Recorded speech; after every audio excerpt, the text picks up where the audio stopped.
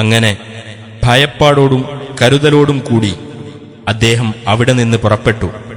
അദ്ദേഹം പറഞ്ഞു, എന്റെ രക്ഷിതാവേ, അക്രമികളായ ജനതയിൽ നിന്ന് എന്നെ നീ രക്ഷപ്പെടുത്തേണമേ.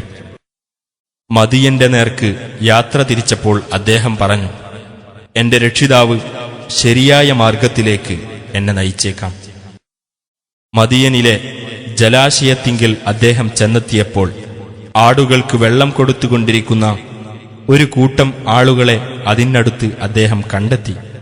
അവരുടെ ഇപ്പുറത്തായി തങ്ങളുടെ ആട്ടിൻപറ്റത്തെ തടഞ്ഞു നിർത്തിക്കൊണ്ടിരിക്കുന്ന 2 സ്ത്രീകളെയും അദ്ദേഹം കണ്ടു. അദ്ദേഹം ചോദിച്ചു, എന്താണ് നിങ്ങളുടെ പ്രശ്നം?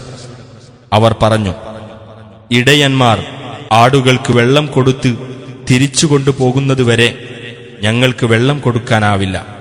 ഞങ്ങളുടെ പിതാവാകട്ടെ വലിയൊരു വൃദ്ധനുമാണ്. അങ്ങനെ അവർക്കുവേണ്ടി അദ്ദേഹം അവരുടെ കാലികൾക്ക് വെള്ളം കൊടുത്തു. പിന്നീട് അദ്ദേഹം തണലിലേക്ക് മാറിയിരുന്നിട്ട് ഇപ്രകാരം പ്രാർത്ഥിച്ചു, എന്റെ രക്ഷിതാവേ, നീ എനിക്ക് ഇറക്കിത്തരുന്ന ഏതൊരു നന്മക്കും ഞാൻ ആവശ്യക്കാരനാകുന്നു.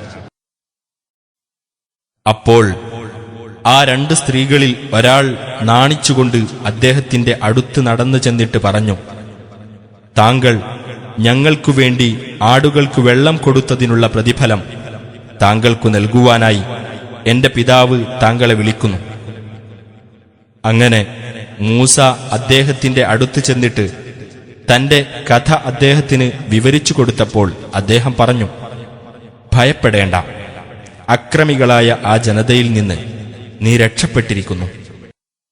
ആ 2 സ്ത്രീകളിലൊരാൾ പറഞ്ഞു, എന്റെ പിതാവേ, ഇദ്ദേഹത്തെ താങ്കൾ കൂലിക്കാരനായി നിർത്തുക. തീർച്ചയായും താങ്കൾ കൂലിക്കാരായി എടുക്കുന്നവരിൽ ഏറ്റവും ഉത്തമൻ, ശക്തനും വിശ്വസ്തനുമായിട്ടുള്ളവനത്രേ.